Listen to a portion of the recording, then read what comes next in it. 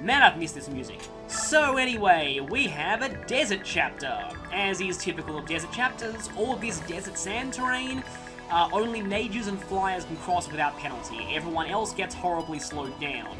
Thankfully, this includes the enemies that aren't flyers or mages. That's at least very helpful. It also means, though, that killing them is going to take longer because you can't lure as many into your range. They do realise that you're likely to bring a lot of flyers, though. Remember how I said in the base we'd be facing a lot of crossbows and a lot of regular bows? Yeah, this is why I gave Nisala Nullify, because there's a lot of archers on this map.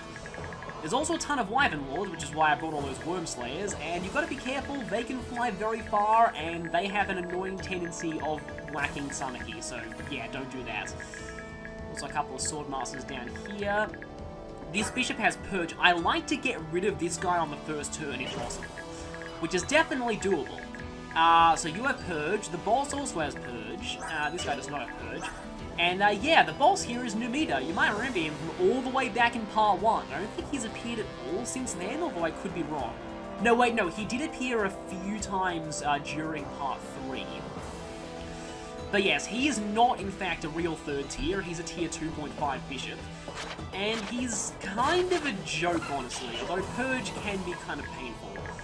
Also, Lekane is on the map, and he has no weapons, so you might think he's an easy target. But, yeah, if you get too close to Lekane, he will teleport away. And it is possible to defeat him before he does, but if you do, he'll just teleport away anyway. However, I'm going to be trying to defeat Lekane. Also, I forgot he had Earth Affinity. You do not deserve Earth Affinity. That affinity is way too awesome for one such as you. But yeah, I'm going to try and defeat him, but he doesn't actually die here if you do. Also, this is why I wanted to bring a Restore Staff. L Sleep and L Silence, for when regular Sleep and Silence aren't annoying enough. 1 to 30 range. And, yeah, these things are extremely irritating. They can pretty much hit you anywhere on the map. And you are inevitably going to get hit by these a few times, because there's like no way you can avoid them. And that's why I'm having Laura equip the Restore Staff, because the equip effect for the Restore Staff is that it cures you of status. So the enemies, because if you have an untrained Laura, she has terrible resistance, the enemies love to target her with Silence, and if it hits her, she'll just get cured automatically due to a Restore Staff next turn. So I like using her as Silence bait here. But again, she must have a Restore Staff equipped for that to work. And then she can go around and curing other people of Sleep and Silence. So yeah, why is Leonardo on this map? I do not want Leonardo on this map. So who do I want here? Definitely you. Leanne, Tanith, Marsha, I guess for rescuing maybe. Edward, Laura, Haar, Jill. No. I need Mordecai, and I mean, technically I could bring Mialucci, but I feel like that's just an extra character I need to babysit, so let's just see. So I like to have Haar go down here early. There are some mages here, but the majority of them, in fact, are there any fun mages at all on the at the start of this map? Doesn't really seem like it. I like to have Haar just fly down and get rid of you quickly, but also Nasala can also do that. But due to having to transform, he doesn't have as much movement on the first turn. Oh, Mordecai needs to be going this way. There's a reason for that. I suppose Screamier can... Oh, he's a forced deployment, so I can't change his location. Laura can go there. Leanne can go down there, because I probably want to refresh these two. Soph will just head out and try and get some treasure. I guess Edward can go that way, although I sort of want him in the middle as well. Jill will take on this kind of central area. I think these positions are good. So now that I've sorted out all the positions, I can talk about the treasures of this chapter. Like most Fire Emblem Desert maps, this map is full of treasure, but unlike most Fire Emblem Desert maps, we've actually encountered hidden treasure before in the game. There's hidden treasure in most chapters, and it works the exact same way here as it does the rest of the game. So yeah, it's a skill % chance for non-thieves, and thieves it's a 100% chance. So the treasures here are, one of them is here. Let me just quickly get up the Serenades Forest map. I'll be putting the map up in this video. So here is the Dragonfoe Scroll. You want this. Do not leave the map without it. It's absolutely vital. Down here, in this sort of cluster of 3 cliffs, is a demon card. Not that useful, but I guess it's worth a lot of gold.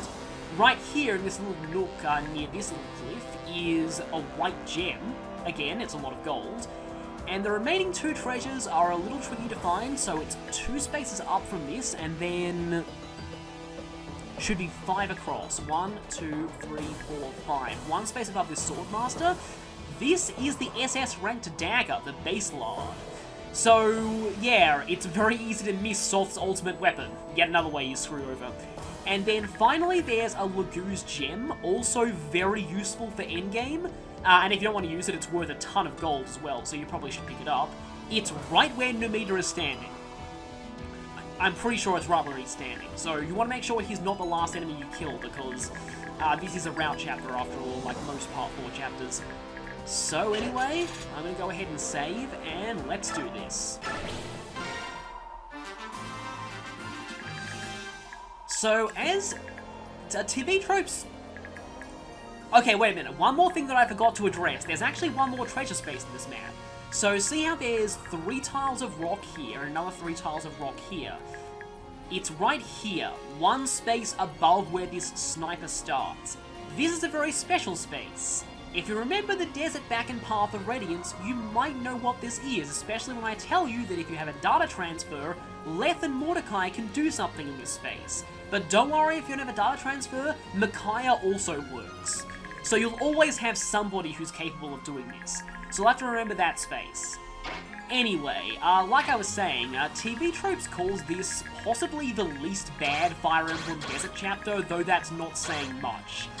I kind of agree. I don't consider this desert chapter to be all that bad, but again, it is still a desert chapter, so yeah.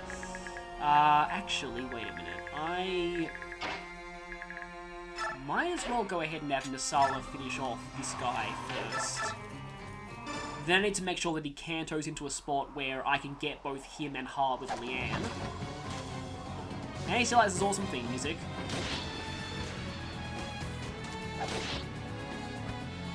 Actually got hit, surprisingly. I like the little, like, blown sand effect on this map, too. Okay, I suppose you can go there, which means Haar has to go there. It should give Haar enough movement to block that guy. Pretty sure with a ranged axe you'll be able to do it. Do have to be a little bit careful, because Haar does not like Purge. And he tends to get ganged up on with Purge a lot. Wait a minute though. If Haar goes all the way down here, he's not going to have enough movement to canto back, is he? Yeah, no. So, unfortunately, I think he actually has to go there. And if he does, I don't think anything can get Leanne. Like I said, it's good that the desert works against the enemies as well as you. Can you imagine if the enemies ignored the desert for some reason? Okay, don't worry, I can shove her. And the good news about her being Leanne is, like I said in the previous chapter, she is built like a twig, so pretty much anyone can shove her, even those who are themselves built like twigs. Shoving is extremely helpful in deserts, as I've already pointed out in the base. And anytime Leanne spends next to Nasala is good. That's decent, I guess. I don't know why Leanne starts at such a low level compared to the rest of the Herons, though. Okay, so Haar can go all the way down there, but if he does that, he may get purged by Numida and then hit by a bunch of enemies, but... Actually, wait a minute, isn't there? I think there's someone in this map with a Worm Slayer, but I'm not entirely sure. Okay, yeah, no, it doesn't look like it. Okay, so... Haar is going to go down here and whack you. Please tell me he doubles. Yes, he does. Good. But his accuracy is a little... yeah.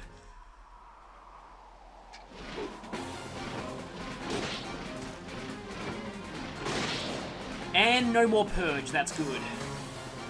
Like I said, I like to get rid of this guy on turn 1. Because otherwise he gets incredibly annoying. I'll get a free concoction for that too. And no movement to Kanto, so yeah, can't get the, I'm already forgetting where the treasures are. I think the treasure is there. But I guess while I'm at it, I can actually send Nasala down here, maybe? Although, how many other things can get to Nasala? not a lot if he goes down there, but let's just send you to get rid of that guy. Because I'm actually going to try something with Masala in this chapter, though I hope that I can do it before a certain someone teleports away. I like the way the June Hills look at the moment as well. Okay, now that Nisala and Haar's adventure is done, at least for now, I kind of want to smite Edward. But I also want to transform Skrymir, because Lagoos are slowed down by the desert in human form, but not in animal form. That's why I wanted to transform Skrymir as soon as possible. Actually, wait, no, Mordecai... Oh, I took Smite off of him, didn't I?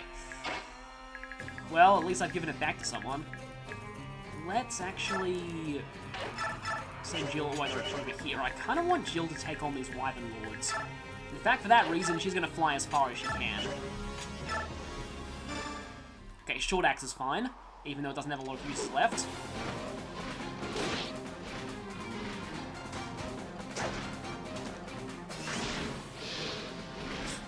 I knew someone was going to get stunned eventually. So yeah, another big route chapter. There's honestly not really that much for me to talk about here, except there are going to be some teleporting reinforcements, so that's why I kind of like leaving flyers scattered around the place. Yeah, I'm going to go ahead and smite you. See how good smite is in the desert? Now, do I want Edward being in range of the Wyvern Lord or not? Because his wind edge is a little weak, and I really don't want him using the Tempest Blade. Does not have that many uses. And that's exactly what I was... Well, that's better than I was hoping for. I think he has activated every single skill he has except for Wrath and Astra. Neither of which would have worked anyway, because Astra can't activate at range, and Wrath he's not enough HP for.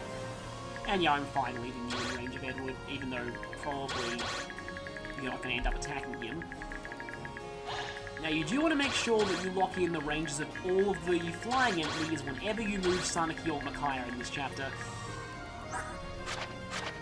You've got a full inventory. Yes, you do have a full inventory, so just in case I end up getting an item. But for now, Salt's actually going to head over here, because I really want that Dragon Pro scroll. It's actually very, very useful for later,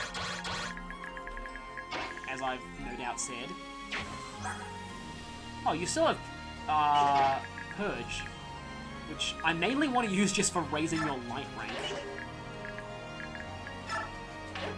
I guess you can just, because you're going to actually try and head towards that spot, maybe. Though I want to show it off with Mordecai. Let's see now. Can I purge something that's in range of... I don't know. You know what? I have this feeling that Edward might not be able to kill this guy, so I'm just going to go ahead and purge you. Like I said, I'm mainly doing this for the weapon experience. It's doing nothing from there. Tanith is going to... I think she'll... No, if she heads over there... I really want Edward to be the one to get that guy, but...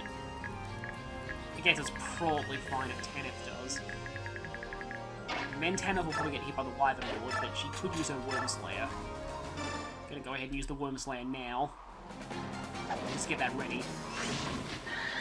And another superfluous... Well, actually, no, this one wasn't really superfluous. Saves me from a very, very, admittedly very low chance, but she could have still got hit by that steel poleaxe. And I suppose you can stay there. Marsha will just go, like... I think she'll hover around Soth and Micaiah, just in case in any emergency... Hang on a minute. I've got an idea. Just need to keep out of Wyvern Lord ranges, but... the classic rescue boosting trick. Again, just gotta keep out of these ranges, because I really don't want Marsha getting splattered by a crossbow, obviously. Take, and that puts you in range to grab that treasure on the next turn. Laura will stay here just in case anyone gets put to sleep, and Mordecai will start heading over. I won't have him use the Lagoon Stone just yet, because he's not really in range of any enemies. I forgot how creepily wide this guy's smile was.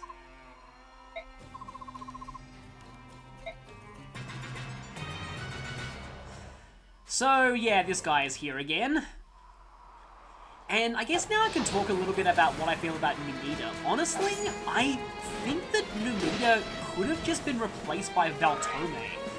I always found it weird that you don't actually meet Valtome until quite late into the game, and honestly, Valtome and Numita are pretty much interchangeable.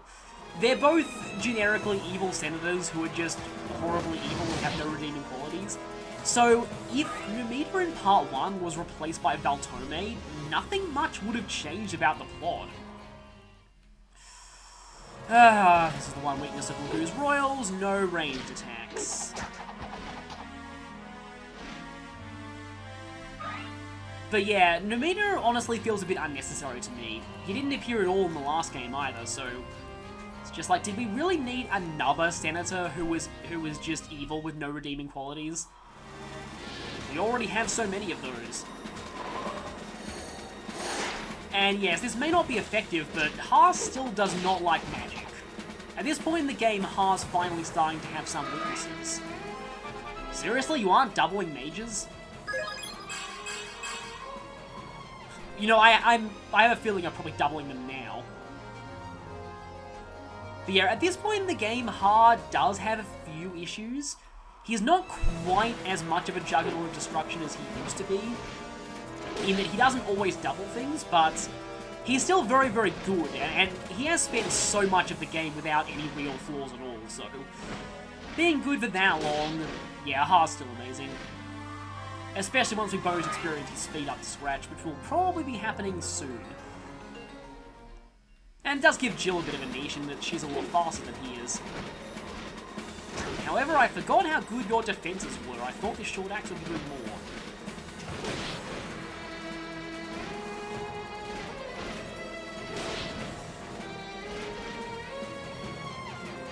This isn't even 3-hit KOing.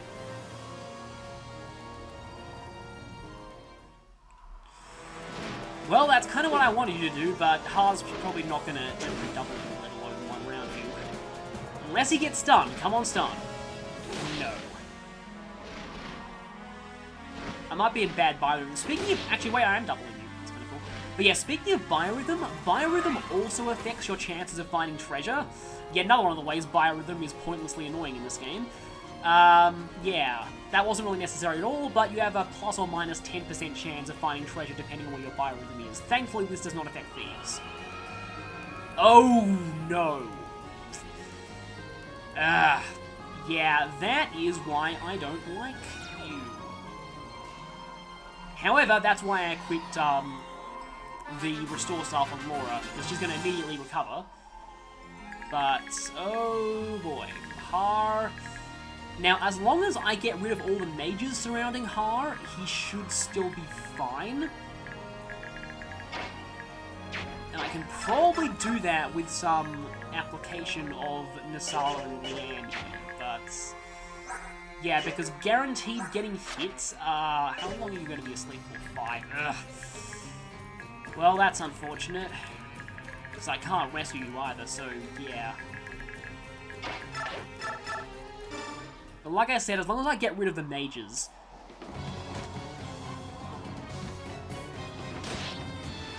I usually do not have Haar falling asleep on turn 1, so...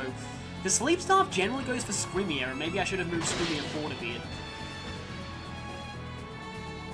I don't think Provoke works on Starves. I could be wrong. I think the reason why Sleep generally goes for Scrimmier is because his resistance is terrible. Yeah, I'm going to go ahead and send Nasala all the way back here. We need to get Leanne out of the way of these guys.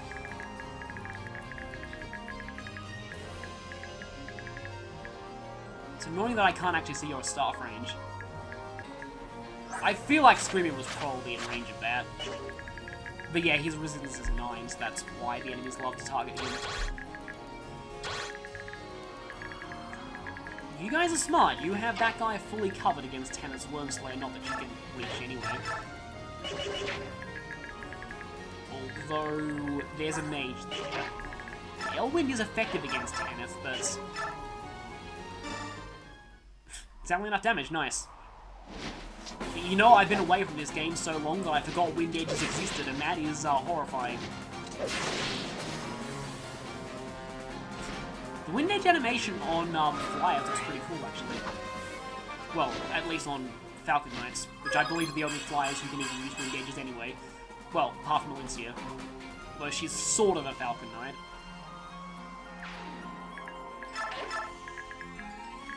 Well, Seraph Knight, anyway.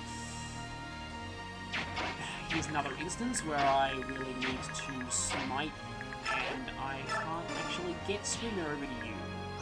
I probably should have used Mordecai as sleep bait, actually. Yeah, that's my fault. I'm not used to somebody other than Swimmer or, you know, I'm used to sleep hitting someone who isn't Haar on the first turn. And that's going to make things a little bit tricky here.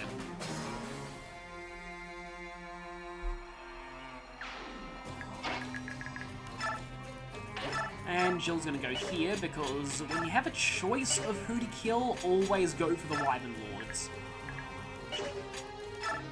I think it's probably fine to equip the Brave Axe, because the only things that can attack her from here are ranged attackers, so I'm not going to be risking wasting uses of that. And I'm not going to be risking wasting uses of it anyway, because that happened.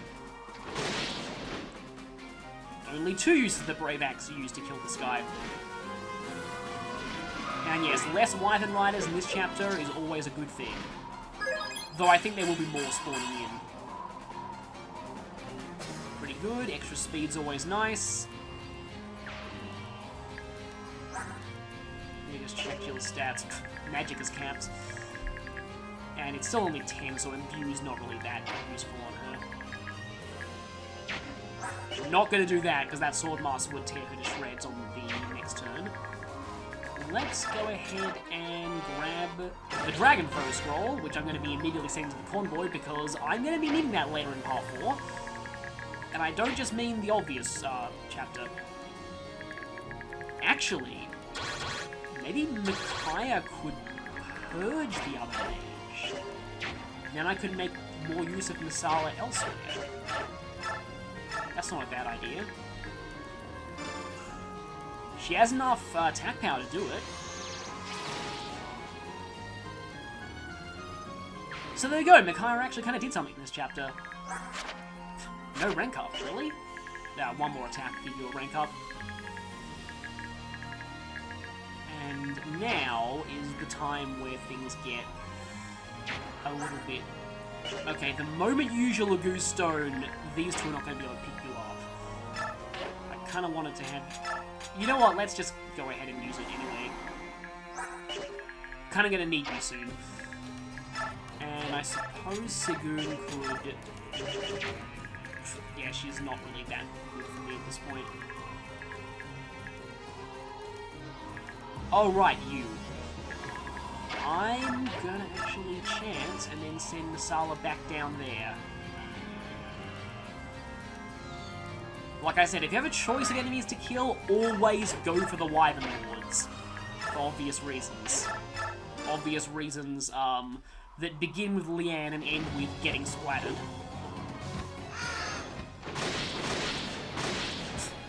Masala knew this guy was going to attack Leanne, so yeah, he did that. Obviously. Not a level up just yet. And you have to stay out there for now. And Nasala's resistance is good enough, but El Sleep's probably not going to hit him. Though I hope I didn't speak too soon there. How's your... Oh yeah, long way before SS Strike. I did actually get Nasala to an SS and Strike on my hard playthrough, but... It takes a while. Yeah, I wish they had, like... The way that Lagoo's strike weapons increase, it's just so slow. You know what? I'm gonna just pick you up, because... Yeah.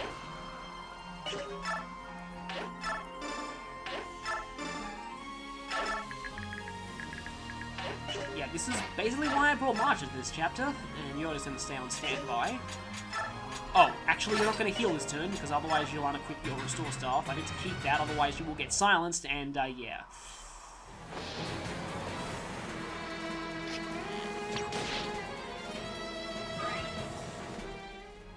Okay, this could be a bit of a problem, but...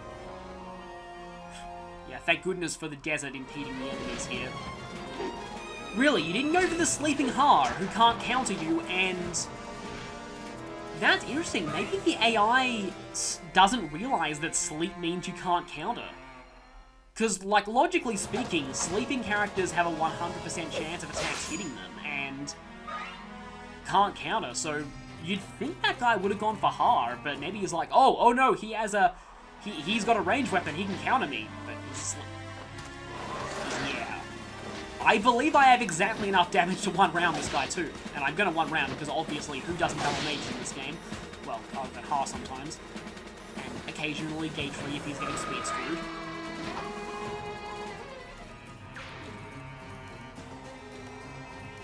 I'm actually very surprised that guy missed. Yes, everyone is slowly inching their way forward. I'm starting to wish this was... You know, I saw that coming. I knew that would happen. I just, like, something told me, like... I've said this before in the playthrough, but often you just get this sense that an attack is going to critical. It just kind of happens sometimes. Everyone's converging on Haar. And you see, yeah, that's what I wanted to have happen on the first turn. Because Laura can just restore him, that's completely fine. You missed anyway. Wouldn't have worked because she would have recovered this turn anyway. But, yeah. Don't like Haar being asleep here. Although, there are a lot of melee attackers there. If I put Nasala in the middle of all of them, there's a very good chance that he'll be able to wipe them all out. However, I also don't want to provoke Lekane into fleeing just yet. So you got 9 movement, okay. 1, 2, 3. Okay. Because I know that if you get, like, very close to Lekane, he will run away. And I don't want that. Though, I do actually have a backup video in case I can't show what happens if you defeat Lekane in this attempt. I've got a backup video where I have recorded that off camera, because I'm going to actually be doing a third part for this chapter, and that's going to be one entire part for just boss conversations, because Numida has a surprisingly large number of boss conversations. Basically, everyone in the original Dawn Brigade, yes, even people like Leonardo and even Fiona, who barely get any development in this game at all, they all have special boss style with Numida. It's actually pretty cool.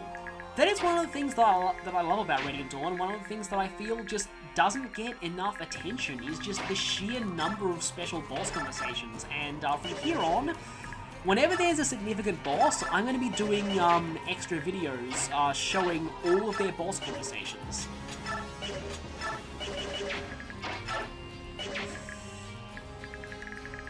Can any of you attack from range? Oh. Okay, yeah, Micaiah, let's just not have you go in range of that thing, because that would be bad. Probably should have had Nasala kill the Wyvern Horde, but yeah, I'm dumb. So yes, I do plan on showing off pretty much every single boss conversation from here on out. However, the endgame boss conversations, I'll have those be, oh yeah, by the way, here's Bolgano. Nowhere near as good as Cymbeline. And Cymbeline has way more uses too, so there's really no reason not to be using Cymbeline. But yeah, I'll be doing those as kind of bonus footage after the playthrough's over, because let's just say it involves bringing Astrid all the way up to endgame 4. Which is gonna be interesting. That's why I'm keeping my rescue staff. Almost forgot you have Paragon there. Actually, that's a very good level up. Because strength helps you not get weighed down. That effectively, like, because Cymbeline's 5 weight, every point of strength until 5 is effectively +1 speed for Sanaki. I mean, I could go for Bane, but... wait, no, I'm using the wrong character. Except Bane cannot activate with knives, like long-range knives. Okay, you don't get doubled, so that's one thing. And you don't actually kill even if you get a critical. But I guess I can try and go for this. It'd be funny if Sigoon ends up promoting mid-chapter, because that could feasibly happen. Which was something that I'm sure you know that this was not possible in the Japanese version. You had to use a Master Crown to go to 3rd tier. So let me just check something. 24 24 speed, 27. Just enough for Soph not to be doubled. 12, 24, 36. But, I almost called you Micaiah. Marsha just doesn't die to that. But I think she's probably better served, like, trying to rescue things. Or weaken that guy so Squinny can finish.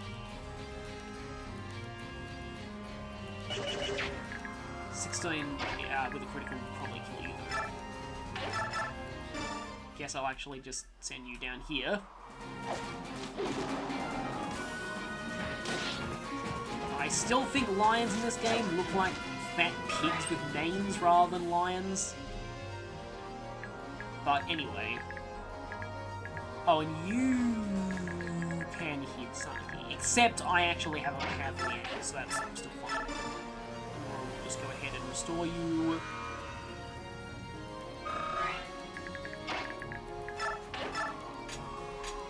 Just gotta remember to keep track of the treasures that I've got so far. Guess I'll go for the Silver Blade. And I need to, because I got Astra anyway.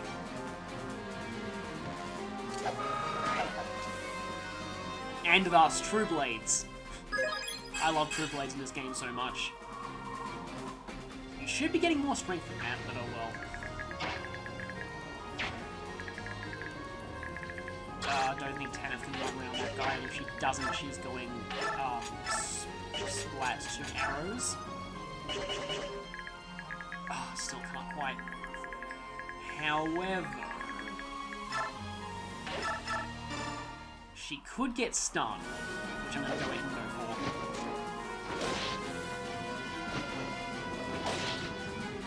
Okay, do not get stunned, that means I have to use Jill.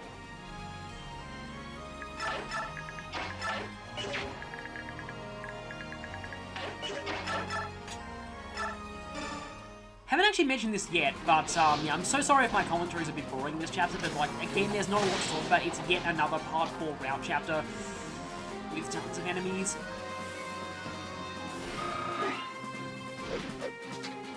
But the music playing here is called Dark Traveler. This music also played back in 1.9 and in 3 Prologue. And I believe those are the only other times we've heard it. It's actually kind of interesting because I've played this game many, many times, but until this playthrough, I never really paid much attention to this song, Dark Traveler. You know what?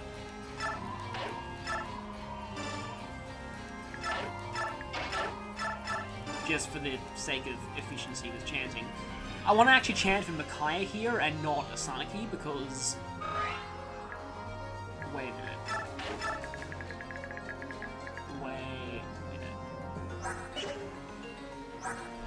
Oh, and that's a short axe. That actually will reach. However, she doesn't get doubled. But does she get one-shotted? 38 attack power versus 15 defense. I don't think she gets one-shotted. I mean, I really don't like Micaiah getting hit by things, but...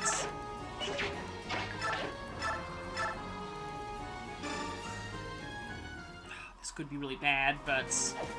I think she's actually fine this turn. But yeah, like I was saying, Dark Traveler. Never really cared much for this song when I was playing through this game most of the time, but since I did this playthrough, I've actually really liked Dark Traveler. It's grown on me a lot, and I kind of wish played more in this game. That is, yes, that is in fact the live recording, yes it is. And that is in fact the only enemy that can reach her this turn, so yeah. Don't really want to drop soft just yet. Gonna have to wait for the enemies to be cleared out a little bit before I go for the base lard.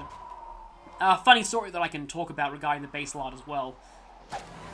Just a bit of Heroes trivia that I thought was pretty cool.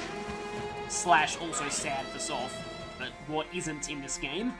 Well, apart from Part 1. Soph's amazing in Part 1. Did I equip a ranged weapon? Yes, I did.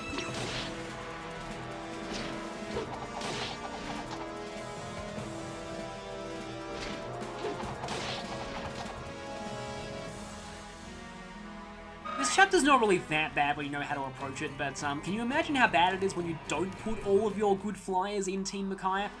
Oh, you know, I had a feeling you'd be doing something like that. Yeah, Micaiah might be squishy, but the AI still prioritizes not getting counters.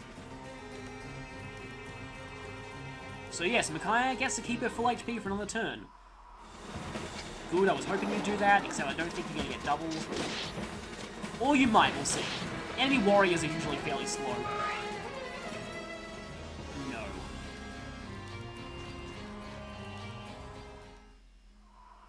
Okay, now this is what I was hoping for. A bunch of things ganging up on Nasala, because Nasala one-rounds pretty much everything, and also has Vantage. Speaking of Vantage, yeah, so this is a... I guess since I'm on the subject of going on tangents in this chapter, which I normally don't do in this playthrough, but, I mean, this is a fairly... I don't think this is a terrible chapter, but there isn't that much to talk about. So I guess I can mention that, I was watching... You might have seen my name in the 2018 Extra Life Fire Emblem Charity Marathon in the chat. I was watching that a little bit because I was sick at the time. I was just lying in bed and I thought, it's live at the moment, might as well watch it. And I didn't get to watch the Bearwick Saga showcase live, but I did actually go back and watch the VOD of that, and Bearwick Saga looks like a very interesting game. Like, I watched YouTube videos of it, but it's a game that if you don't know a lot about how the gameplay works, it's very, very incomprehensible to look at. And yes, this is why I gave you Nullify, by the way. That would have done 30 if I didn't have Nullify. And this would have done Splat if I didn't have Nullify. Speaking of Bearwick Saga, crossbows in Bearwick Saga work pretty much the exact same way they do in this game, despite Bearwick Saga predating Radiant Dawn by several years and being made by a different developer.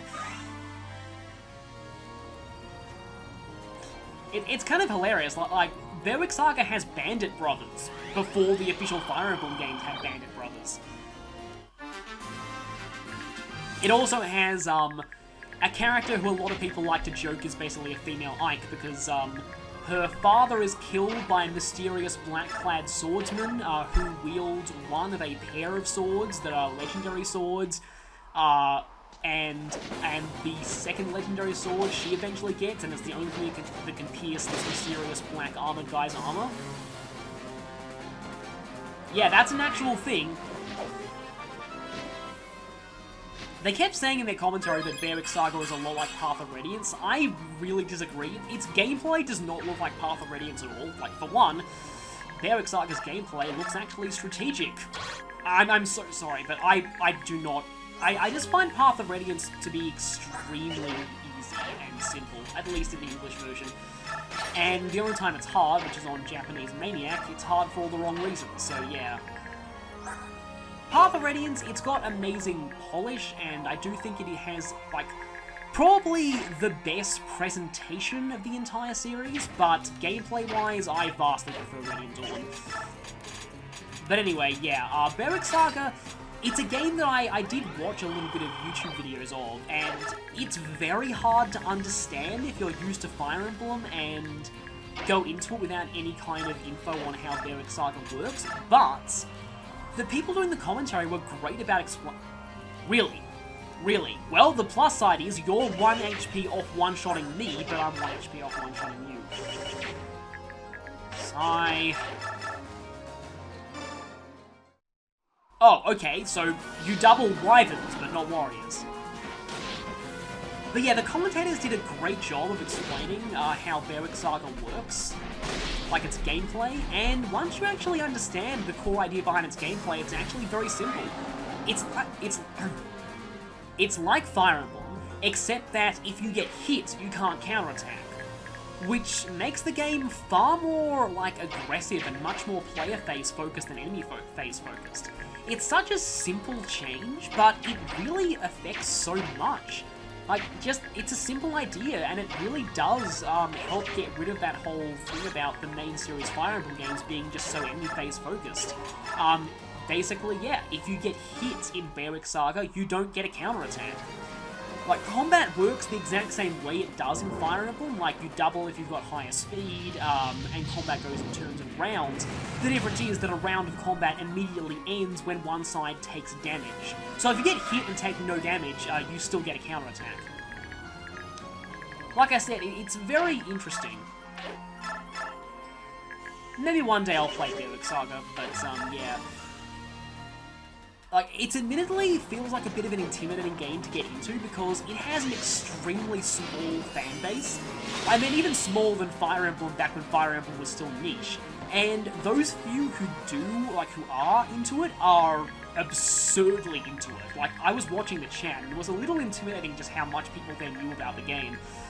But, I'm sure, you know, newcomers can get into that game if they want to.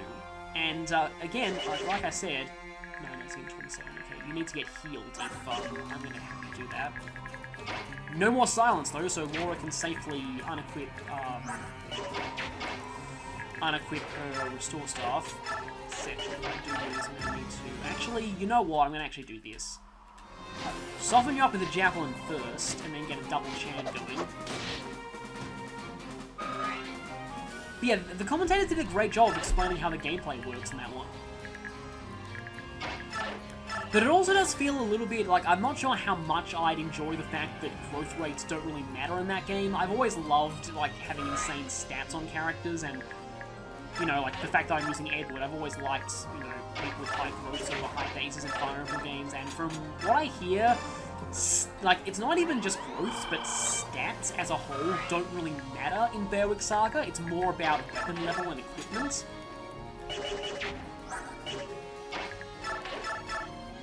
Although one thing about the game that I did actually find kind of cool is that, like, someone was mentioning how, pretty much every character in Berwick Saga is useful, like, has at least one little niche, even the less good characters. Well, maybe except for, is it Derek? What's his name? The Armor Knight? Except maybe him. But, like, every character has at least one niche, and, like, they were talking about how, one of these guys, on his first playthrough, he, gonna actually physics start Masala this turn.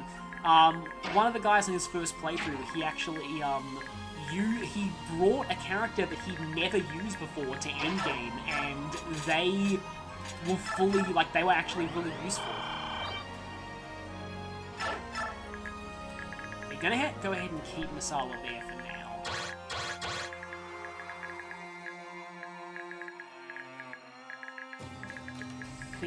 Okay, no more El Sleep. That's good. I can probably afford to bring you down. Wait a minute. There's a treasure there, but I should probably... Well, that's the demon card, which is not the best. I'll leave someone else to get the demon card. I want to make sure that I get the white gems, probably going to be really useful. And, like, the Lagoo's gem and those whites off. And that's exactly what I hoped you would do. Oh, crap! Good, no crit. That actually might have killed him. 14 times 3 would be 42? And that might not have killed him, but still. That freaked me out for a second. Forgot you had to kill a bow. Because yeah, you've got to remember that the snipers here have marksman level crit skills. So they will crit you pretty often with killer weapons.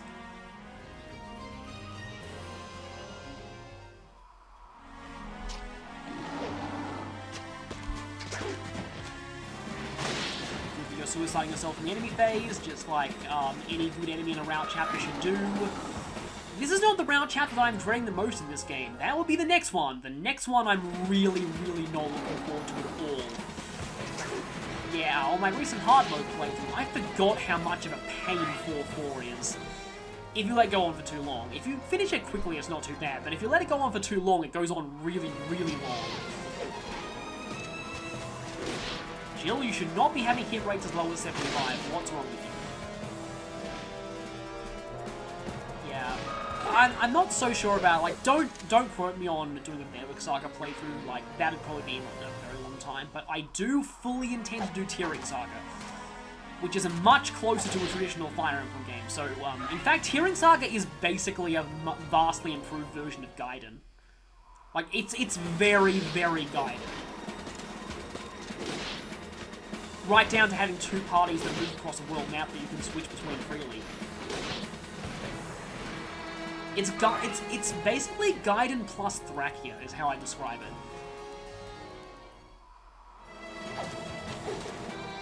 But not in the sense most people mean about Thrakia. It's not really that difficult of a game. I still think Thrakia's difficulty is overrated, personally. Apart from Reinhardt. yeah. You know, again, I could kind of sense that critical coming. That's exactly what I wanted you to do.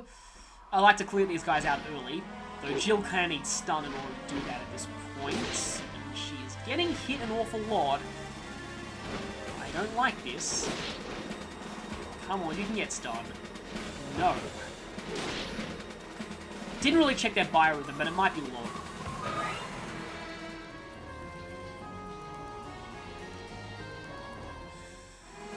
Okay. 10 damage. She's probably fine.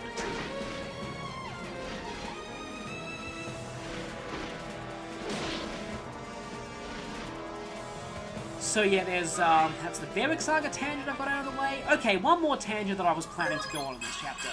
And that is regarding how I feel about Part 4 route maps. Which you can probably already tell, but I guess I'll just fully go into it. So yeah. Really? Part 4 definitely does drag on a bit, until Endgame. 4 Endgame is absolutely amazing. I love Endgame so much, and I can't wait to get to Endgame. But to get to Endgame, you have to go through 6 fairly obnoxious route chapters. Please don't crit me. Thank you. 6 fairly obnoxious route chapters, and they're all really, really long.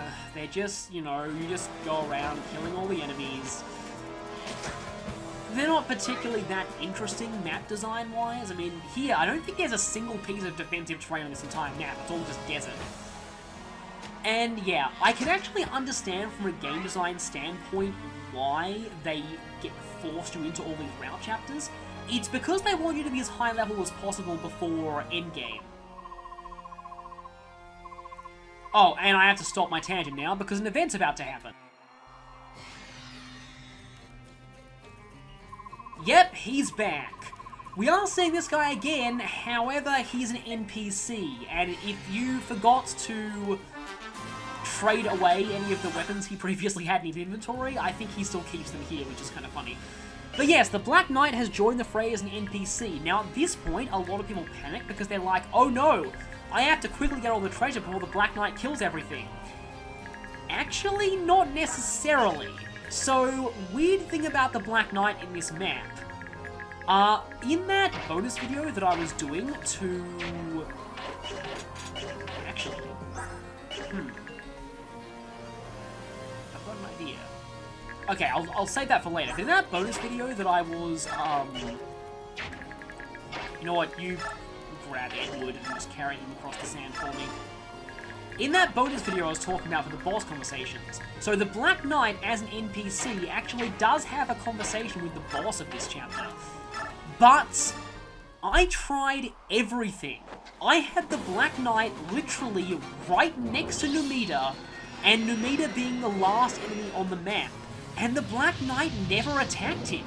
And Numida is smart enough not to attack the Black Knight because he knows he'll die, so I don't think the Black Knight actually attacks the boss. It might be different on some versions of the game, but I just could not get the Black Knight to attack Numida here.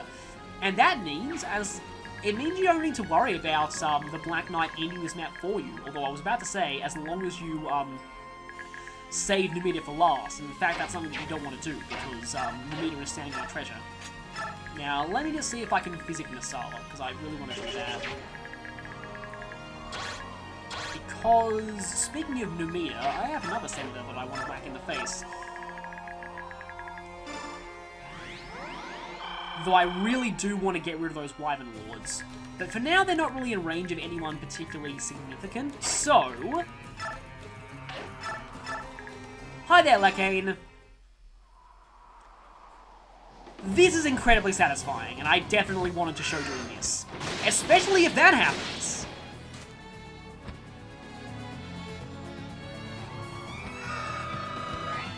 So, Lecane's dead. Problem solved, right? Actually, no.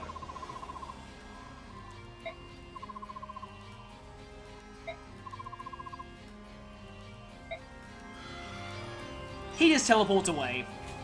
But I wanted to do that, because, yeah, you can still defeat him here.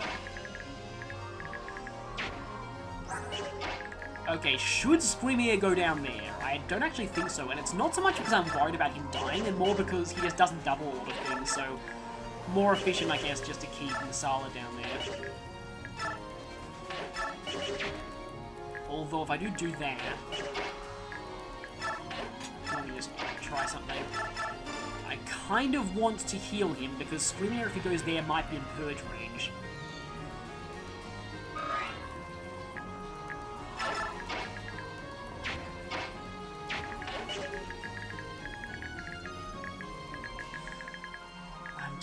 Sure nothing will be able to get Laura if she goes there.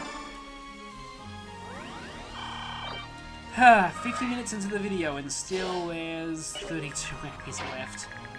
Yeah, desert chapters are always a little bit annoying, but hopefully things will get faster starting from now. This would have gone a lot faster if Haar had not fallen asleep on the first turn.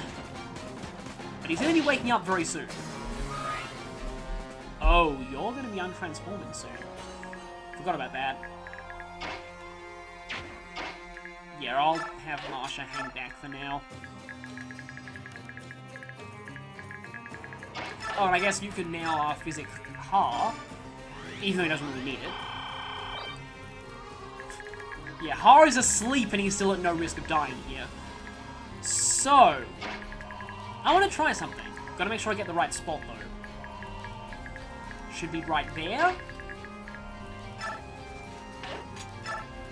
Here we go! Yep, he's still here, and he's just as much of a guide dangant as he always was. His portrait's even cooler in this game, though.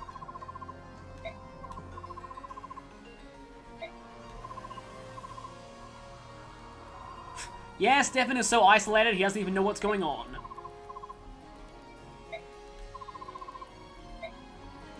So, Leth or Mordecai can do that, like I said at the beginning of this chapter, only with data transfer. But Micaiah can do that regardless, so I'm going to be showing Micaiah's conversation in bonus footage. But, we have a new character. Here is Stefan. Haven't trained a True Blade by this point and really want one in endgame? Well, that's what Stefan's for. That's pretty much all there is to say about Stefan. He comes with some solid base stats and an SS rank in swords. So again, he's a no investment option just in case you really want a True Blade in endgame, but you haven't trained Edward, Mia, or Zehawk by now. Of course, if you have trained any one of them, they'll probably be stronger than Stefan by this point. But he's worth recruiting anyway for his SS sword alone. Yes, he still comes with the Varg Kati. And yeah, that's pretty much it.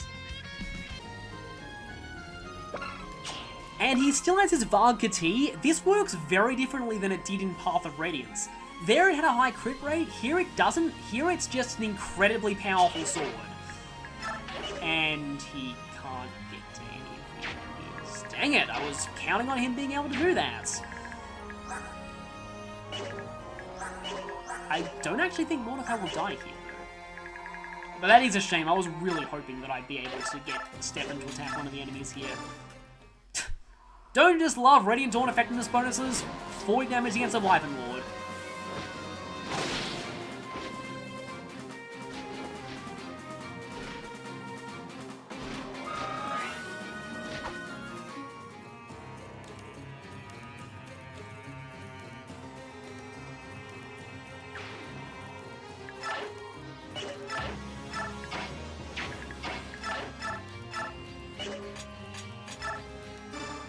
Let's just eliminate all the flyers here first.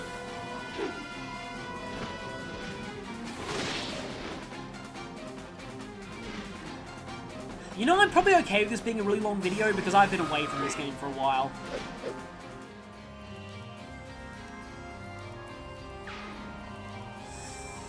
Okay then. You there. I suppose I can have Jill go.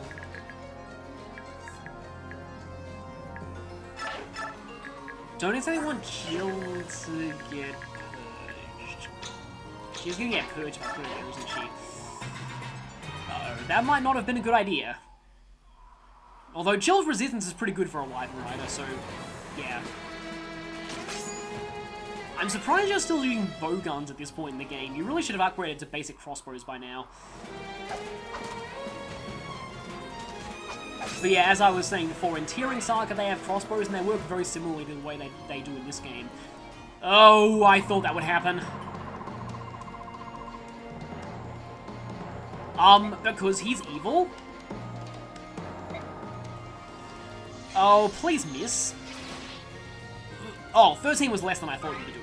Except that Wyvern Rider has a poleaxe, which could feasibly do 13 damage. I'm scared now. Oh, dumb. I should not have put Jill in Purge range.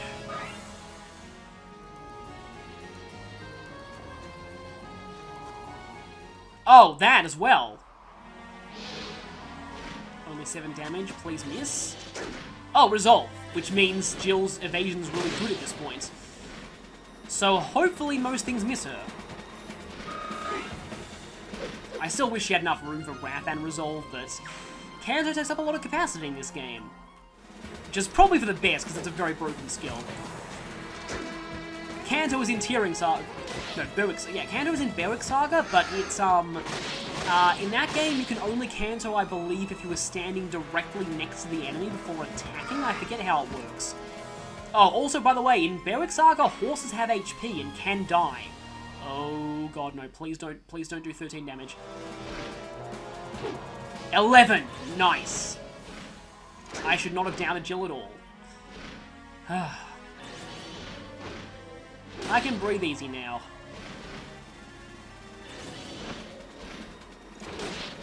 But, yeah. I guess another tangent I can go on about Berwick Saga is it has a really interesting way of handling range. So, in addition to 1 range, there's also 0 range. And the way that 0 range in Berwick Saga works is that an attack at 0 range, the combat is considered to take place on the enemy's tile. Which means if it's a terrain tile that gives like defensive or evasion bonuses, you both get the benefits of the tile, so that's kind of interesting. And then crossbows are, in that game, I believe, like 0 to 1 range, or is it 0 to 2? It's like they counter-attack, that they're considered as 1 range for the purpose of counter-attacking, but they actually attack in melee at 0 range. It's... I don't think I got that right, but anyway. Nasara's leveled up twice in this chapter, nice. And yes, every point of strength on him is effectively 2 points of strength, so glad he's gaining so much strength. Okay, yes, I love it when the Wyvern Lords do this. And Vantage. Oh yeah, by the way, I didn't actually fully get to explain why Vantage is so good in Berwick Saga, though if you remember what I said before, it's probably obvious. If you get hit, you can't counter. So if you have Vantage, you can go first, and if you hit the enemy, like on the enemy phase when they're attacking you, they won't even get to hit you at all.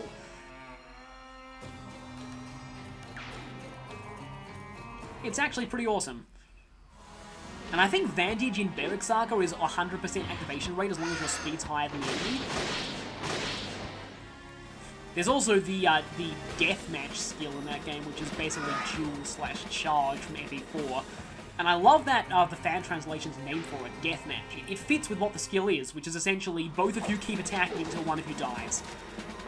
I mean, it's not literally that, it's like you get, like, combat is guaranteed to go on for, like, 5 extra rounds, regardless of who takes damage, but practically speaking, it's you both keep attacking until one of you dies. So it's a risk, but it can pay off. Oh yeah, by the way, in Berwick Saga, thanks to the fact that getting hit immediately ends the round of combat, hit rates are a lot lower, so accuracy is very important, and weapon level also affects accuracy in that game. I mean, it kind of does in the mainline Fire Emblem games, like the higher weapon ranks like A and S give like +5 to hit or like +10 in some games, but it really affects hit rate in Berwick Saga. So that's why, yeah, weapon level kind of matters more than stats in that game. I'm kind of wishing that Screamier had a mastery skill at this point. Oh, Screamier leveled up. I don't normally see him level up. Yeah, pretty typical, I guess. It's all about strength. Okay, that enemy phase actually cleared out a lot more enemies than I thought, so maybe we will be ending this sooner than I expected. 1, nice. So I can actually replenish that with an Olivia. I did remember to give him an Olivia Grass, right? We'll see. And... Nice knowing you. As always, nothing in the game can survive Eclipse. Not even the final boss. Oh, that animation looks really cool in the desert. I just realized. Yeah, apologies if my voice sounds a little hoarse at this point, but yeah, I had a horrible sickness that heavily, like, attacked my vocal cords. It was really... I want to show Stefan fighting something, but that might have to wait. I love Worm Slayers in this chapter.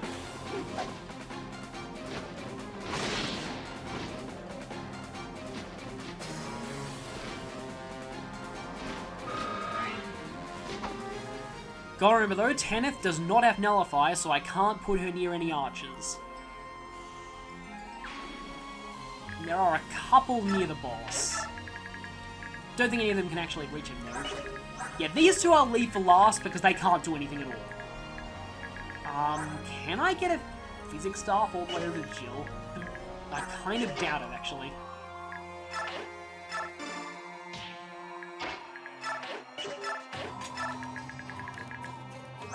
Oh, and yeah, he did untransform. But he never knew grass anyway, so I can just go ahead and use the second use of that. Okay, if I put Micaiah here, does she have the range to reach, Jill?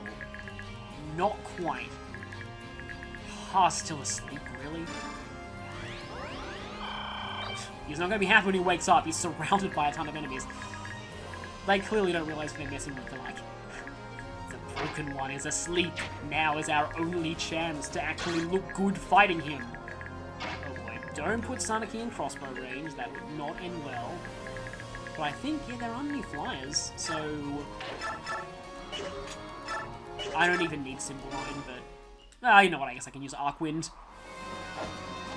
Arcwind as one of the few Arc Tomes that doesn't have representation in Robin's moveset in Smash Bros. Does he use Arc Tomes in Warriors? I did also watch the Warriors streams for that. Actually did manage to catch those lives for the charity marathon. And it actually does look like a really fun game. I still don't like the roster at all, but I admit it looks like a very fun game. Definitely, like, I like Hyrule Warriors, but I do think, Fire Emblem Warriors is probably better.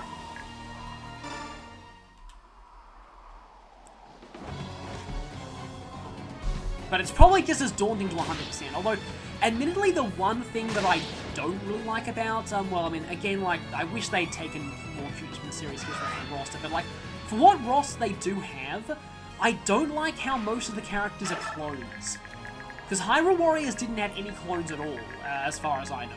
So, the fact that, like, you know, like, Owain's a clone of Riorma, and Thario's a clone of Robin, and Linda's a clone of Robin, and all the Wyvern Lords are clones of each other, that does bother me a little bit. So, yeah. Kinda wish that was a little different. Oh great, now I've lost the place of where, I think that right there should be where the base lot is. I don't think anyone can actually get to that spot except potentially Kurd from the boss. So I might be able to drop Soft there, although I do think that if you're dropped, you don't, you know, maybe it's better if I just, I feel like if you're dropped, you don't actually, get, treasure finding. Whoops, shouldn't have done that. I mean, I guess I can shove you, but still not enough to chant for Soft, but again, it's not really safe to have Soft go down there anyway.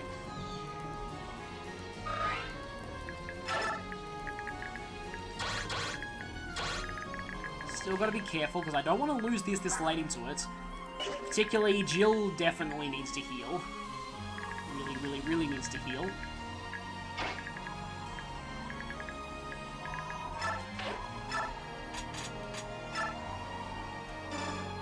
Oh, I forgot that Micaiah had a sleep staff. Probably shouldn't have forgot that. That could have been useful at some points. It'd be funny if I actually got sleep off of the boss. That's my last Lagoon Stone, but this chapter will sadly probably be the last time I use Screaming. Oh right, you've got Edward.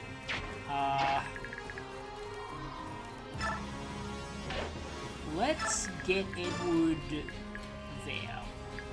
Oh, Edward's still damaged. His resistance is not... Yeah, no, his resistance is not very good at all.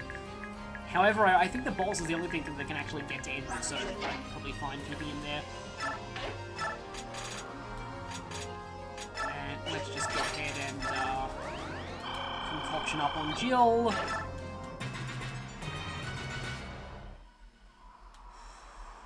Don't worry, Haar. Your days of being wailed on while asleep will soon be over. Yeah, normally Haar does a lot more in this chapter for me, yeah. And this is in fact a unique boss conversation. And this is a great line by Screaming. This is amazing. Yeah, see, say what you will about Radiant Dawn's writing and its main story, I personally think the boss conversations in Radiant Dawn are fantastically written. There's so many amazing ones, from Ike's one in the last chapter to that one, to, oh boy, Stefan's special boss conversation in this one. Look forward to that in the bonus footage, because that one's amazing. It's so great. I love the boss conversations in this game. Like, that is one thing that makes me love Radiant Dawn so much, is just the sheer attention to detail they did with the boss conversations, because pretty much everyone, even remotely connected to Bednion, has boss conversation with all the senators, like Astrid and even Haar. Because, yeah, Haar used to work for Bednion. And Haar has some great boss conversation with the senators. Like, he's got some amazing ones.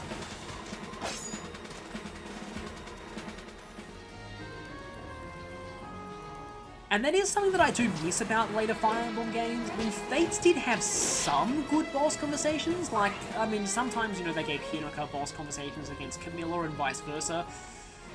But it also had a lot of weird choices with boss conversations, like a certain boss later on in Revelation, who the Hoshiden siblings do not have special boss quotes with.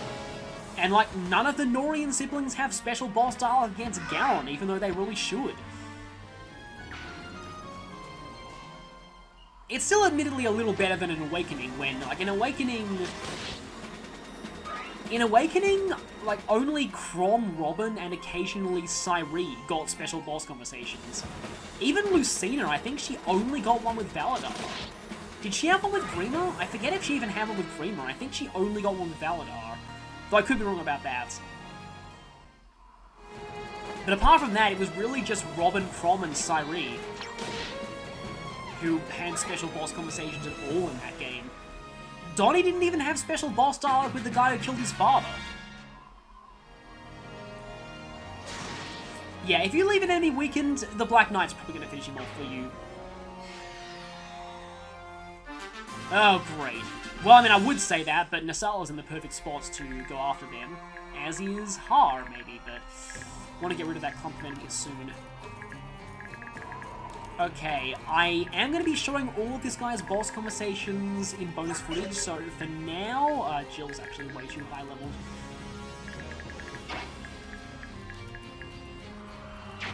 I think Tanith will be able to canter away from the archers if I do this. Tanith has a very satisfying boss conversation with this guy, and I guess she's most in need of experience.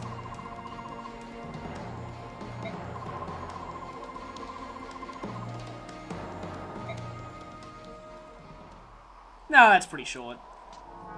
Her conversations with Lekane in Endgame, because, spoilers, we fight Lekane in Endgame, are a lot better. Though for some reason, only one of either, like, Sigun and Tanith, if one of them fights him, the other one doesn't get their special boss dialogue.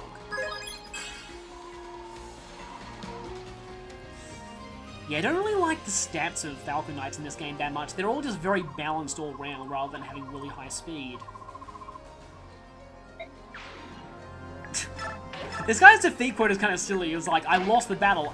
You're concerned with that and not the fact that you're bleeding out and probably gonna die in a few seconds? You know, I could actually try going for the Lagoon's Gem with Jill.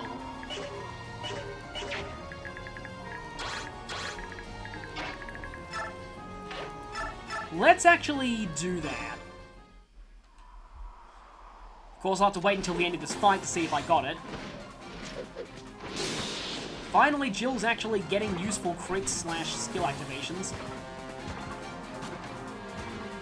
watching Armor Knights in the desert makes me think of another tangent. Yeah, one other thing that I'm not such a big fan of, but this is personal bias in Berwick Saga, is that, Derek.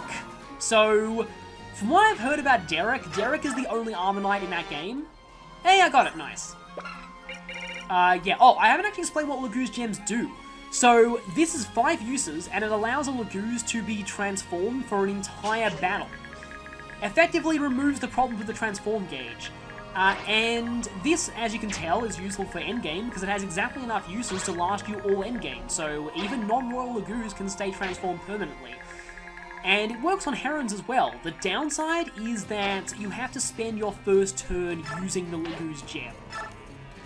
And that is precisely why Raphael is generally argued to be better than Raceling in-game. But I'll get into that later.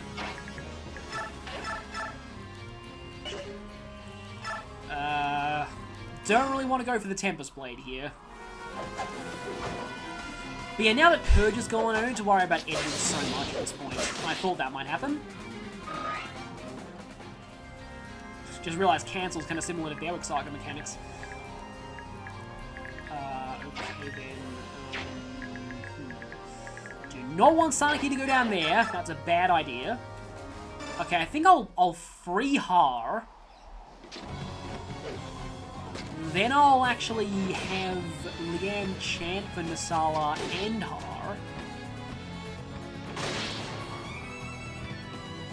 But yeah, I was saying Derek. So, he's the only Armor Knight in the game, and he's terrible. And he's kind of intentionally terrible, because his whole joke is that, you can't understand his dialogue because his armor is, like, covers his face too much, and his dialogue is just written entirely in ellipses. You know what? Guess I can use the Horse Slayer and get a bit better accuracy.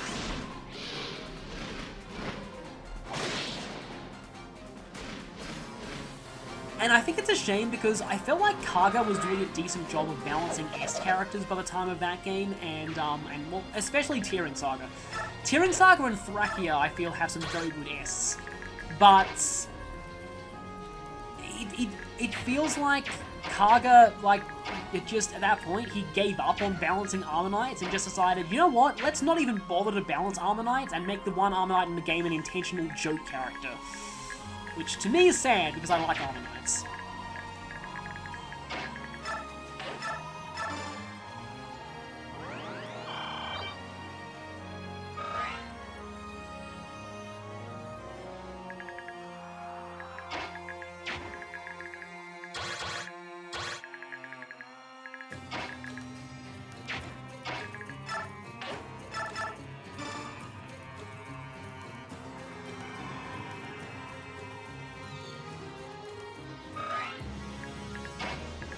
Sorry for going quiet, just resting my voice for a little bit.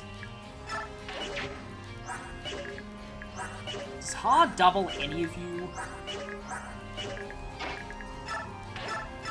I actually don't think so. He could go for a stun though. Although I kind of want him to use his elixir instead. Yeah, Leanne's not in danger, I'm pretty sure.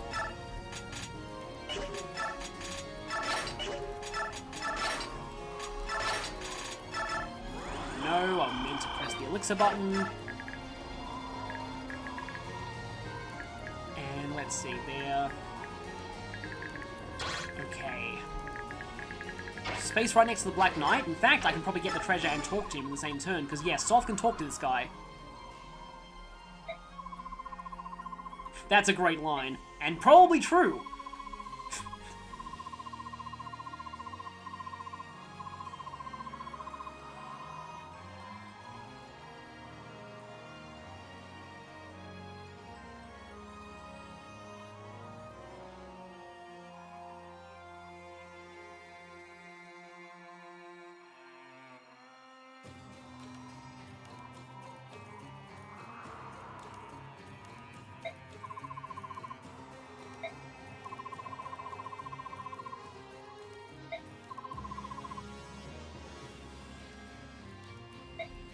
Oh, of course he is. That line from Soph is actually very true. And there's the base Lard. So, funny thing about the base Lard, in fact, I think I'll send that back to the convoy. Funny thing about the base Lard. So, this is the ultimate dagger, and thus it's technically Soth's ultimate weapon. However, Soth in Heroes uses the Pesh cards, which is the S-ranked dagger in this game. Which is a throwing knife, but yeah, it is S-ranked, not SS-ranked. And I actually think this is an allusion to the fact that almost nobody in this game gives Soth the base Lard. Because let's just say there's another dagger user we'll be getting who's a lot better than Soth and is much more deserving of the base Lard. And because of that, because Soth is forced into endgame, he usually gets given a Pesh cards as his quote-unquote ultimate weapon substitute. So, yeah, I love the in-joke with Heroes there, the fact that they actually gave Soth the Pesh cards, not the base Lard, because that's what everyone playing this game did.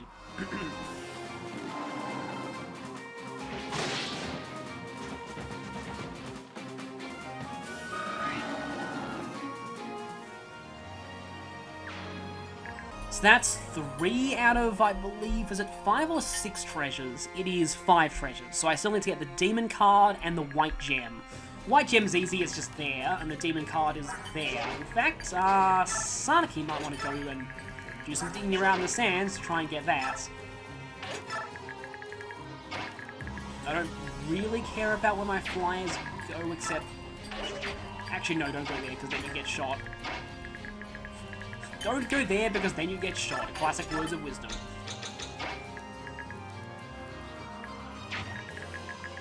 No, I think I'll keep Mordecai there. Hopefully this will be over soon. Because, yeah, every single chapter except for, one of them, starting with, like, late part 3, it's always 10 turns for maximum experience.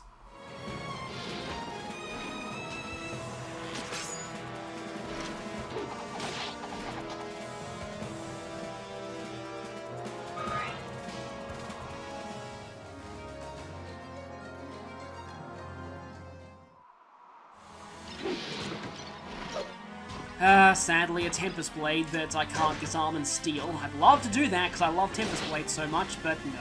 You are unfortunately going to have to die. And now, normally that's not going to kill you, isn't it? No.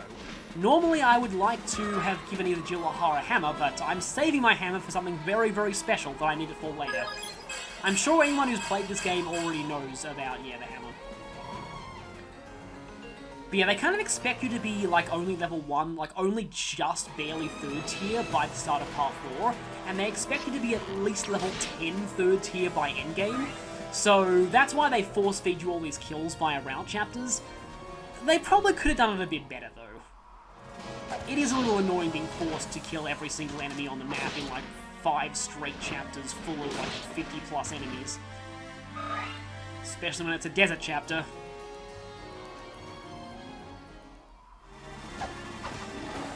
Then,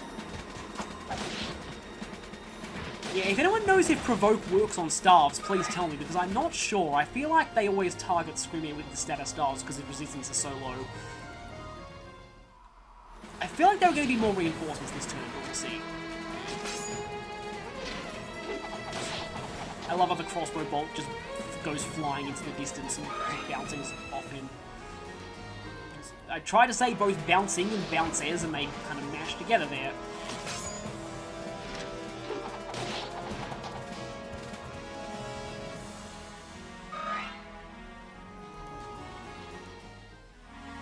Well, we know this is going to give Haar a level up, at least.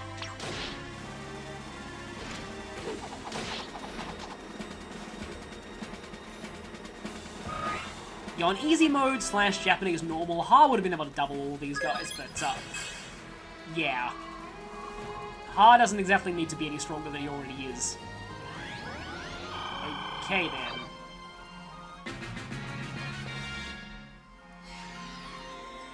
I thought so. Right, now there's actually a whole ton of enemies over there that might all die if Screamier attacks them, so I'm actually going to go ahead and send Screamier over this way. Maybe have Haar fight some other things. Actually, I should probably point out this is the last time we'll be hearing this battle theme. In fact, these next 3 chapters, last time we hear the Dayan Army, Grail Mercenaries, and On Glory's Wings battle themes, respectively. Because we're going to be having a new battle theme once we hit endgame. Well, I guess Stefan can actually finally fight something.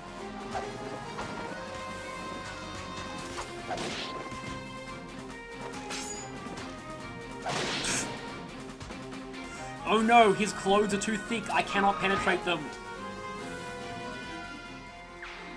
Yeah, he still looks pretty cool. And yeah, you want to get him just because of the Varkati, because that gives you an SS rank sword for the final chapter. And you really want SS rank weapons for the final chapter. Let me just... Nope, that's not going to work. That is, though... Sadly, this Tempest Blade will be lost in the desert. Maybe someone in like 1,000 years will find it here as a hidden treasure. Yeah, where Path of Radiance and Radiant Dawn actually fit into the timeline is a little bit weird, because normally they're separate from all the others, but then Awakening had Priam, who's a descendant of Ike, and that implies that at the very least, Tellius probably takes place in the same universe as Arcania, and Fire Emblem 4 for that matter, because Arcania and Fire Emblem 4 take place in the same universe as well. Yeah, it's all kind of weird. That guy will probably move out of range of the Black Knight, so I should probably get rid of him now. Oh, dang it, a lot of the enemies that I put in range of Scrimmy actually are ranged attackers who will not die to Scrimmy on the enemy phase. But yeah, regarding the timeline as well, there's also the fact that in Awakening, I'm pretty sure they use this just because it's a stock font and it looks that they had and it looks cool. But the ultimate weapon animations, and most of the ultimate weapons actually originated from Yggdrasil, the Fire Emblem 4 universe. A lot of their animations contained Heron screams, but it's actually complete gibberish in that game. But I feel like, yeah, Intelligent Systems is like, oh yeah, we have this font, we might as well just use it for these spells so it looks cool and magical. I don't think it's meant to imply anything about the timeline, but again, yeah. My personal theory is that there are two main Fire Emblem universes right now, although I don't know where Fates fits into it. I mean, Chrom does have lines with Corrin in DLC that seems to imply Fates might be at least known to the, known in the Awakening universe, but I have no idea where Fates Landia fits in the whole scheme of things. But I definitely know that Arcania, Yggdrasil, and Yllis, because Yllis is Arcania, and Valentia, because Valm is Valentia, they're all in the same universe. And then, again, Priam's existence, whether or not you actually believe he's a descendant of Ike, he still knows of Ike, and Chrom still knows of Ike, and still knows of Ashura, which is interesting. I'll go into the implications of that much later. But, because Chrom does mention Ashura in Priam's Paralogue, that all implies that Tellius might take place in the same universe as Arcania as well, but likely very, very, very far in the past. Genealogy is, I think, hundreds of years before Arcania. I don't think it's thousands, I think it's just hundreds, but it's a long time. And then the other universe, I believe, is Elid and Magvel. There's no evidence that Magvel takes place in the same universe as Elid, but their characters are in the Smash Brethren DLC on the Elid side, so maybe that implies something. And my personal headcanon is still that Dragon's Gate is actually that universe's version of the Outrealm Gate, and it actually leads to Arcania, because Dragon's Gate leads to a place where there are dragons and they aren't extinct, and, well, Arcania certainly has a lot of dragons. So, yeah, I like to think that behind Dragon's Gate is Arcania, which I've probably said before, but, yeah, going on random tangents at this point.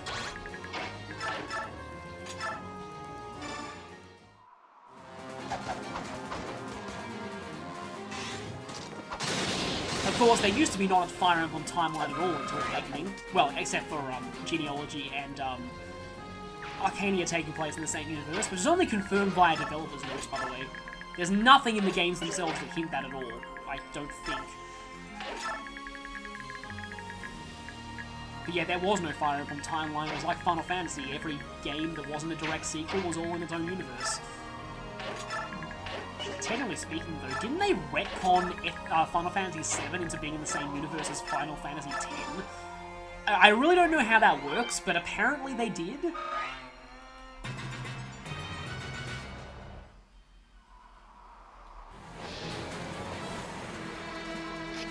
So, just a little bit of cleanup now. I still have those last 2 treasures to get. Oh, right, I need to try and go for the demon card. It's no real, like... I was about to say skin off my back, but that's... I always found that to be a horrifying metaphor.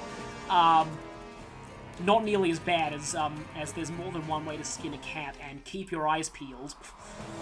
Seriously, don't think about the phrase keep your eyes peeled literally. But, anyway, yeah, it's not a big loss if I don't get the demon card, but... I kind of want to go for 100% in this playthrough, so yeah. Except not regarding A support endings, because otherwise I'd have to get Astral. I forgot about you.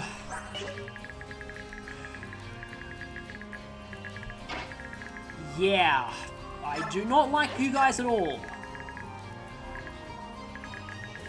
However, let's see what we can do.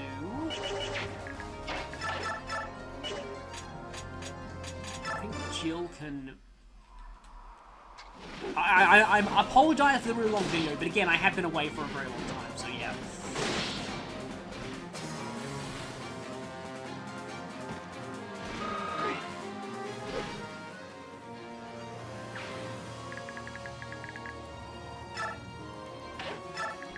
Guess I'll send you over there.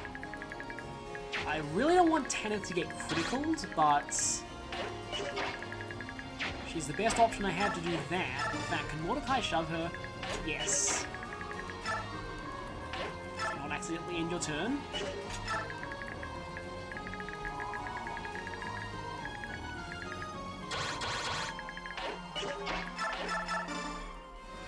Yes, we can finish you off. You know, I'm really tempted to actually just turn battle animation. I normally don't do that, but... this chapter has gone on for so long that I actually just want to do this. I'm just going to turn battle animations just straight off.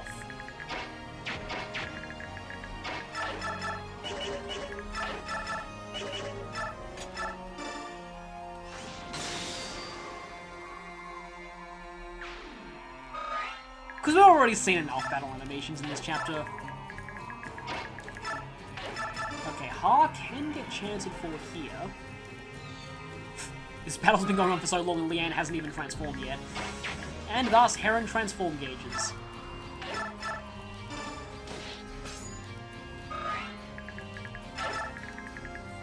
Well, that guy apparently crit but did nothing. No demon card.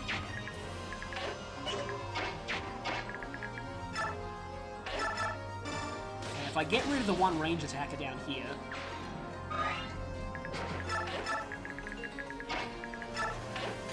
and then send you... grab...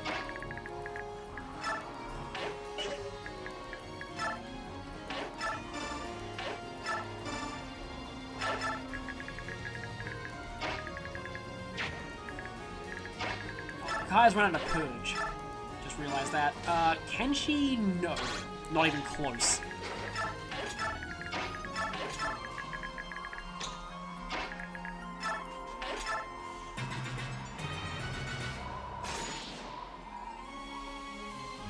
Okay, you're dead. No speed, unfortunately, but yeah, Haar's speed growth is pretty bad, so... Probably should have done this turn-off animations thing much earlier, but... yeah, what are we gonna do? Doubling. Please no more reinforcements. Ah! Yeah. Route maps with reinforcements are really irritating, as you can probably tell. Right. Can I actually get Leanne down there? No. But I could do that. Okay.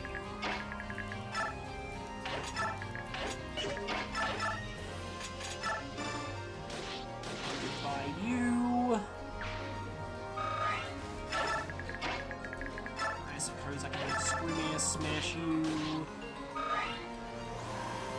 don't worry, that guy's gonna die anyway, so... Or I could actually finish you off with, like, Marshall or Sigurd. Anyway, I believe that is the white gem. Let me just quickly check. Yeah, that should be the white gem. No real need to put that in the convoy, because gold's shared between all our parties at this point, but might as well. I can't kill something. And there goes his transform gauge.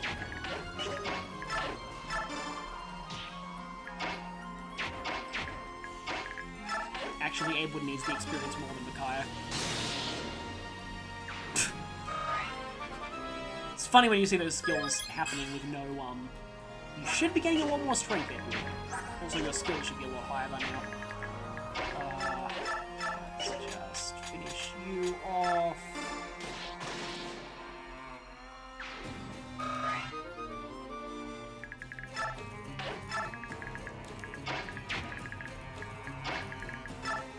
Can Marsha do this? Well, she can, but the hit rate is terrible. Yep, thought so. And at least she can step aside. I would say step aside and let the pros handle it, but I mean, I don't really consider Sigurd to be a pro. I mean, she's in story, but gameplay what? Okay then! Well, guess we're watching a third tier of promotion animation. I forgot you were level 20.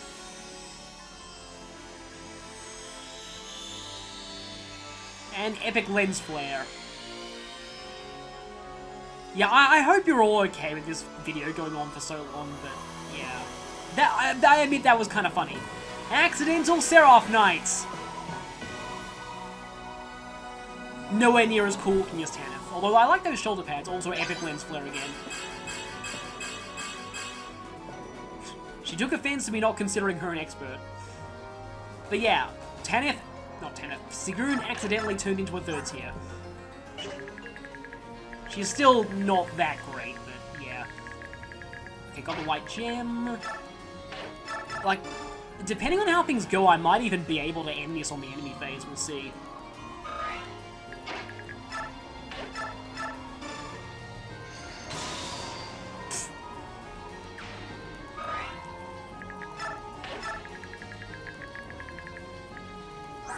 Okay, so in order to do this, I'm gonna go ahead and turn the animations back on, only because otherwise I might have animations off starting with the next chapter. The crit won't actually kill you.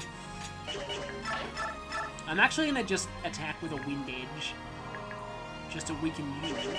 That me. Okay, if she gets hit by the warrior and that guy crits, she will die. However, bit of a waste of physic, but oh well. It's now 9, 18, 27. Oh, but she'll still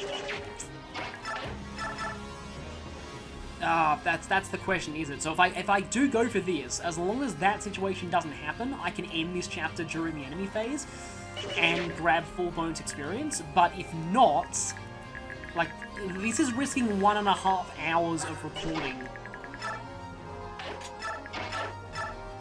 Again, the Swordmaster has to critical, and the Warrior has to hit. The chance of both of those things happening is very low, but it could still happen.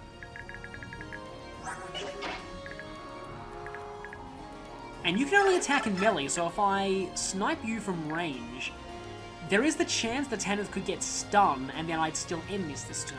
Oh, that's a fairly high crit rate. Wait, no, 9, 18, 27, not... So, 27 plus 14 is... sorry, my maths is terrible. That would be 37. That's exactly enough to kill her! Great. Okay, I guess I'll go for the safer option then. I don't want to risk, like, if it weren't for the fact this chapter has gone on for over an hour and a half, I would risk it, but I'm not risking it. I'm not risking everything just for potentially saving one turn. Which proves I'm not a speedrunner. Because that's like the mantra of speedrunning. Now, if I get stunned though, I do end this now. So come on, Tanith, get stunned. Yes! Yes! Actually paid off. I did end this turn. Nice. So that actually does get me full bonus experience, I think, because that's 10 turns. I did miss the demon card. The demon card's really not all that important. So yeah, that's actually over. I love the contrast in how Micaiah treats the Black Knight versus how Ike treats him.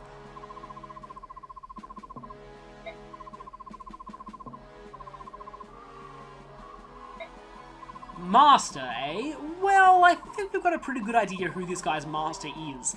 In fact, that's been foreshadowed ever since Path of Radiance, if you look hard enough.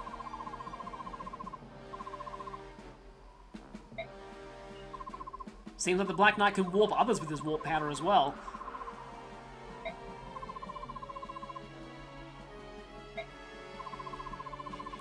Oh no, we're gonna get to the tower before that happens.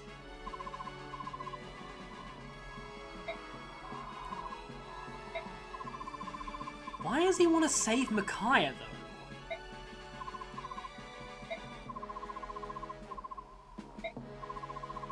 Yes, he did. And he always does, regardless of whether you beat him in this chapter or not. If you don't beat him, he'll teleport if you get close to him.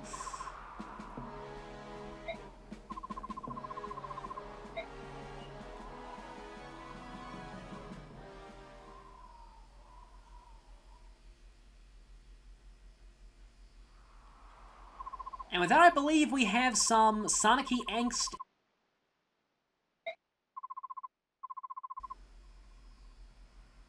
Pfft, I'm sorry, yeah, no one can take that line seriously after the Dark Knight.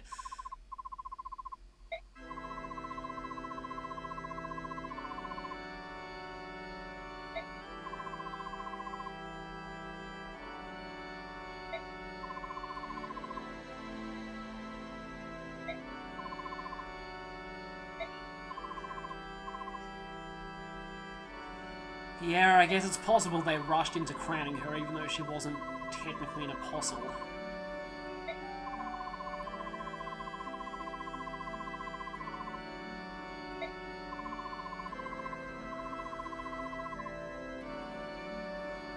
This is actually alluded to in Fire Emblem Heroes. It's one of the paralogue lines with Sanaki.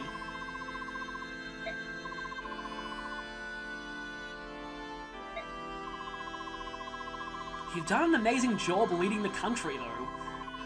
I mean, if you weren't here, the senators would have gone rogue like this way earlier.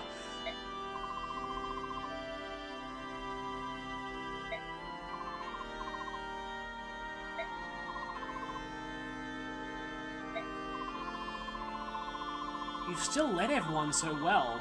Remember what you did back in Path of Radiance? You helped deal a massive blow to the slave trade. Doesn't matter if you can hear the voice of the goddess or not, that's still an amazing accomplishment. Also, this is one of the most heartwarming things in the entire game to me. They're just like, we don't care if you can't hear the voice of the goddess, we're still loyal to you, you're still the same person, and we swore our allegiance to you.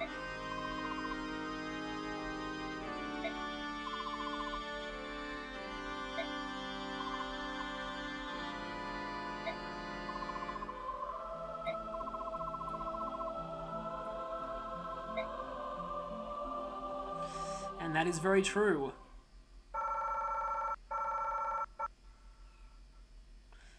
And the Black Knight got 16 experience. So yeah, with that very, very long chapter done, next time a chapter that also has the potential to go on equally as long if I let it. So I'm hopefully not going to let it. See you then.